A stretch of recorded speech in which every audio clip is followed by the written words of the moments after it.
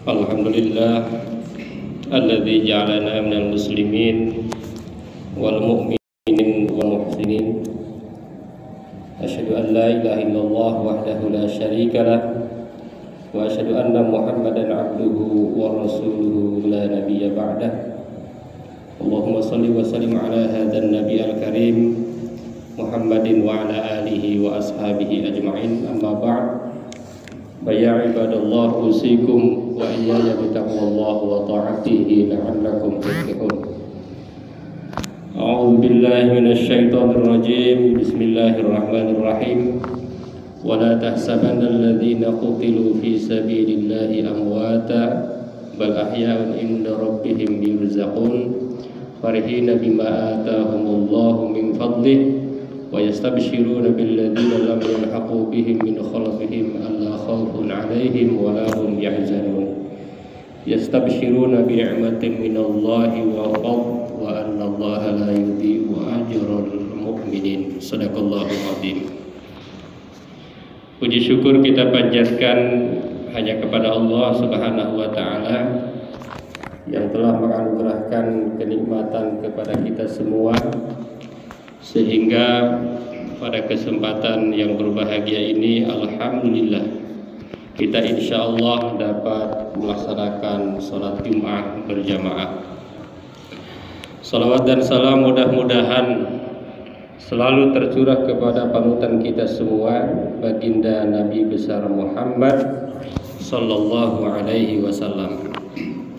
Mengawali khutbah ini, khatib ingin mengajak kepada kita semua, marilah kita meningkatkan keimanan dan ketakwaan kita kepada Allah dengan cara marilah kita saling mendukung di antara sesama umat Islam.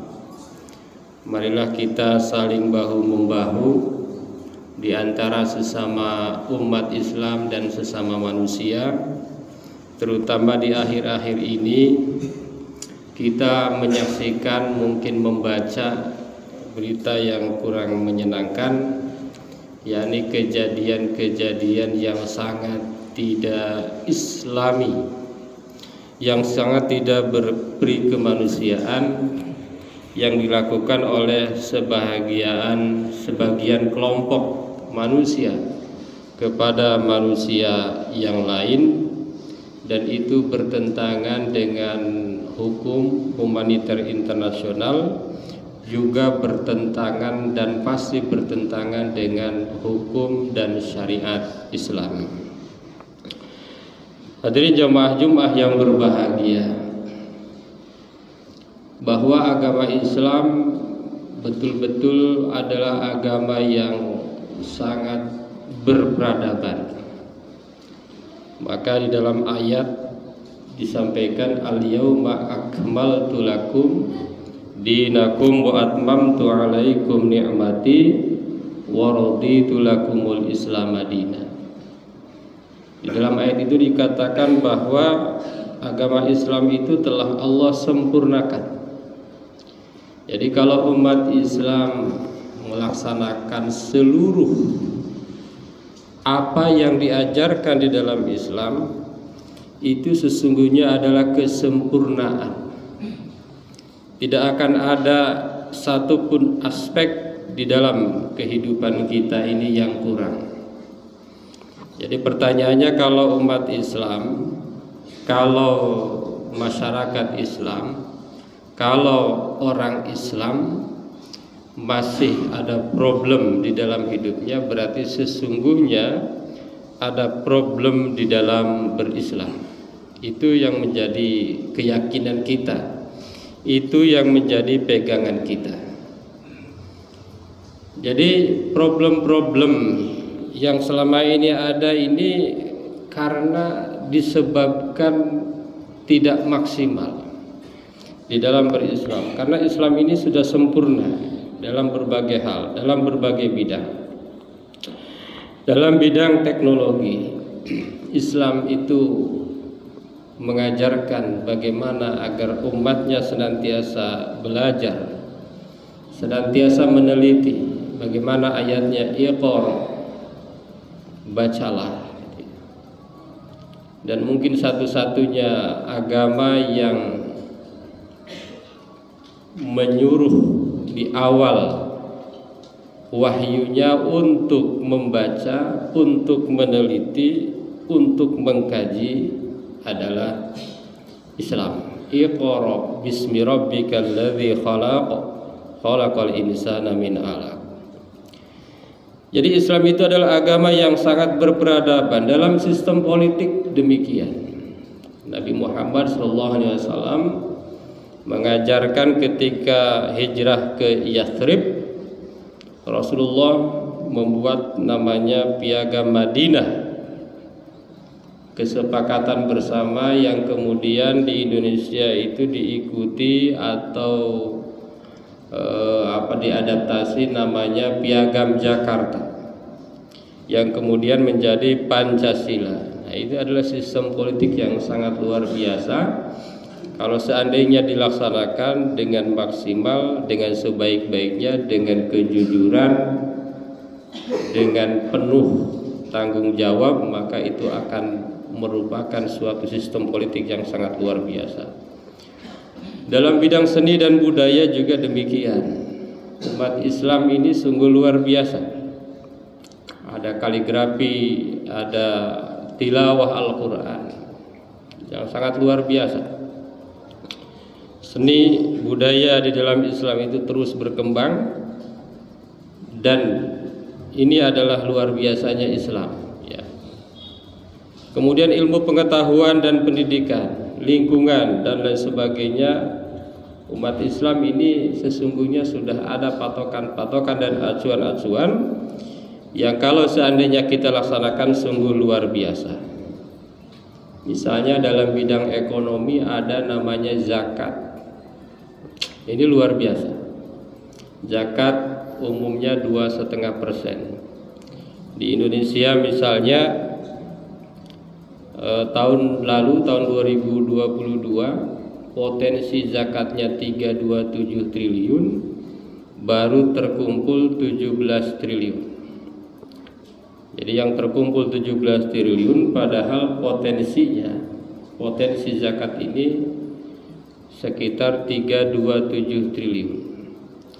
Bisa kita bayangkan berbagai problematika umat, terutama terkait ekonomi, termasuk yang terjadi di saudara kita di Palestina di sana saat ini.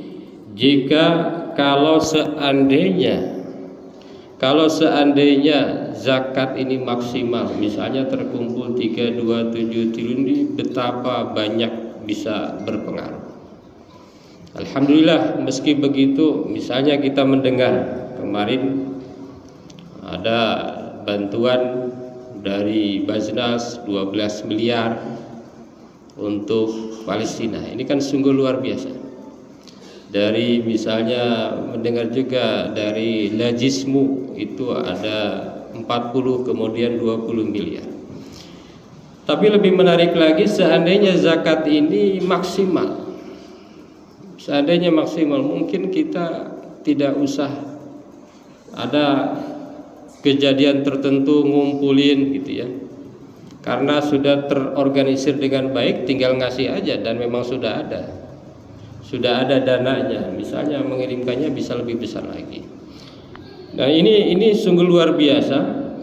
Kalau seandainya umat Islam betul-betul melaksanakan hal-hal yang berkaitan dengan Islam dengan maksimal dan dengan sesungguhnya, terutama tadi di bidang ekonomi, di bidang politik dan lain sebagainya. Hadirin jamaah Jumat yang berbahagia, oleh karena itu maka dalam satu hadis dikatakan bahwa berdirinya dunia ini disebabkan 4 hal. Yang pertama, ilmil ulama, ilmunya para ulama, ilmunya para cendekiawan. Maka perjuangan para cendekiawan ini harus lewat jalur ilmu. Ini bisa menyelesaikan banyak hal kalau betul-betul para cendekiawannya ini berjuang dengan jalur ilmu. Yang kedua, bi'adlil umara, adilnya para pemimpin. Jadi seandainya ada problem-problem, termasuk problem saudara-saudara kita negara lain, Kalau pemimpin kita betul-betul pemimpin yang adil, maka insya Allah akan terus berjuang menggunakan jalur kepemimpinan, jalur politik, ya, jalur diplomasi, dan ini sudah dilakukan, tapi terus perlu untuk terus dilanjutkan. Bisa khawatil agniya. Yang ketiga yaitu dermawannya orang kaya. Ketika terjadi hal ini butuh bantuan, maka kedermawanan orang kaya ini diperlukan. Dan yang terakhir bidu'ail fuqara. Jadi kalau tidak kaya, tidak mampu, tidak cukup, maka yang terakhir adalah kita mendoakan saudara-saudara kita yang sedang terjadi problem peperangan dan lain sebagainya, keamanan dan lain sebagainya. Itu adalah dengan cara mendoakan mereka. Kita mendoakan mereka, mudah-mudahan mereka semua segera terlepas dari problem ini. Hadirin jamaah Jumat yang berbahagia, melihat kembali ke peradaban Islam. Ini menarik, di dalam peradaban Islam ini misalnya terkait dengan perang sekalipun. Jadi kalau seandainya ini dilaksanakan sesuai dengan yang terjadi di zaman Rasulullah, dilaksanakan oleh Rasul dan para sahabat, luar biasa. Misalnya dalam berperang ada etika-etika yang sangat luar biasa. Tidak boleh membunuh wanita, misalnya itu. Tapi yang terjadi sekarang, misalnya wanita berapa ribu, catatan-catatannya. Tidak boleh memotong pohon. Bayangkan, perang tapi tidak boleh memotong pohon. Pohon aja nggak boleh dipotong. Tidak boleh membunuh bayi. Tidak boleh membunuh anak kecil. Berapa anak kecil yang syahid, ya, yang sampai informasinya kepada kita. Tidak boleh membunuh pasien yang sakit. Rumah sakit aja dibuang, sekolah dan lain sebagainya. Tidak boleh membunuh orang tua. Itu di zaman Rasulullah SAW. Tidak boleh menyiksa. Misalnya tertangkap, disiksa, itu tidak boleh. Jadi kelompok manapun yang melakukan ini tidak benar. Jadi kalau ditangkap tidak boleh ada namanya penyiksaan. Bahkan di zaman Rasulullah, mereka-mereka yang bisa membaca malah dijadikan guru, suruh mengajar anak-anak kaum muslimin. Jadi kelompok-kelompok yang tertawan ketika berperang, yang mampu membaca disuruh mengajarkan kemampuannya kepada anak-anak kaum muslimin.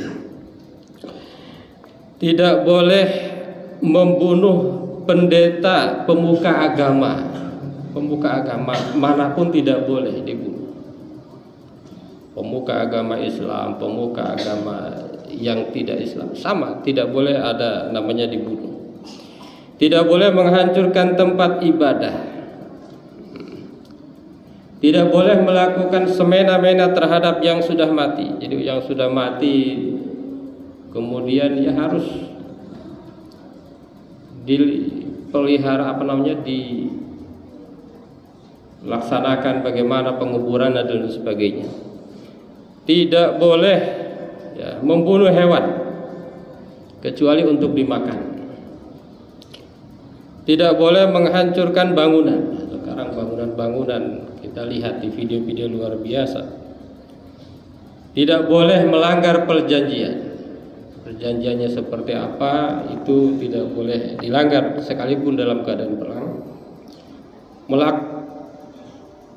Memperlakukan tawanan dengan baik, memberi ia makan dengan sebaik-baiknya. Tidak memaksa orang lain untuk menjadi muslim. La ikraha fiddin. Tidak ada paksaan dalam agama. Dan tidak boleh menyerang mereka yang sudah menyerah. Bayangkan di dalam Islam ini 1400 tahun yang lalu sudah ada aturan-aturan yang sangat maju, berkemajuan. Mungkin kemudian ditambah di hukum humaniter ini tidak boleh menggunakan senjata-senjata pemusnahan massal dan lain sebagainya. Itu pengembangan selanjutnya. Hadirin jamaah Jumat yang berbahagia. Jadi betapa kalau seandainya Islam ini dilaksanakan, tentu ini adalah sebuah peradaban yang luar biasa. Kebersihan, keamanan, kesejahteraan, maka akan diperoleh oleh umat Islam seandainya umat Islam itu betul-betul melaksanakan apa yang ada di dalam tuntunan Islam, di dalam tuntunan Al-Quran, di dalam tuntunan Al-Hadis. Hadirin jamaah Jumat yang berbahagia, bagaimana sikap kita sebagai seorang muslim, sebagai masyarakat muslim? Tentu kita harus membantu mereka-mereka ini dengan kemampuan masing-masing, sesuai dengan kapasitas masing-masing. Apakah sebagai ilmuwan, apakah sebagai pejabat, apakah sebagai orang kaya, apakah sebagai orang biasa. Nah, ini sebagaimana dalam hadis tadi, kita harus berperang masing-masing. Yang kedua, kita tetap yakin dan seyakin-yakinnya bahwa mereka yang terbunuh itu hakikatnya hidup di sisi Allah Subhanahu wa Ta'ala. Jadi mereka yang terbunuh sesungguhnya adalah mereka yang sedang bergembira. Apa dalilnya? Dalilnya a'udzubillahi minasyaitonirrajim, wala tahsabanna alladzina qutilu fi sabilillahi amwata. Janganlah kamu anggap orang-orang yang terbunuh di jalan Allah itu mati. Bal ahya'un inda rabbihim yurzaqun. Mereka sesungguhnya hidup dan mereka di alam barzakh. Kalau kita baca tafsirnya itu dalam keadaan penuh dengan rizki dari Allah Subhanahu wa Ta'ala. Yurzaqun, penuh dengan kenikmatan dari Allah Subhanahu wa Ta'ala. Farihina bima atahumullahu min fadli. Mereka dalam keadaan bergembira. Hadirin jamaah Jumat yang berbahagia, mudah-mudahan kita berdoa semoga peperangan itu segera berakhir dan negara Palestina, ya saudara kita, segera mendapatkan haknya sebagai negara yang merdeka, dan mudah-mudahan mereka yang syahid betul-betul mendapatkan syuhada di sisi Allah Subhanahu wa Ta'ala. Barakallahu li wa lakum fil Qur'anil azim wa nafa'ana wa iyyakum bima fihi minal ayati wa dzikril hakim. Aqulu qouli hadza astaghfirullahal azim.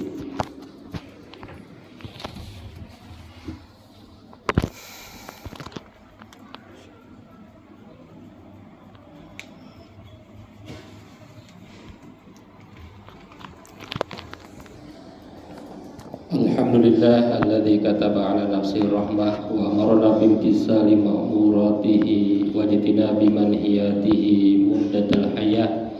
Asyhadu an la ilaha illallah wahdahu la syarika lah wa asyhadu anna Muhammadan abduhu wa rasuluhu ila yaumil qiyamah.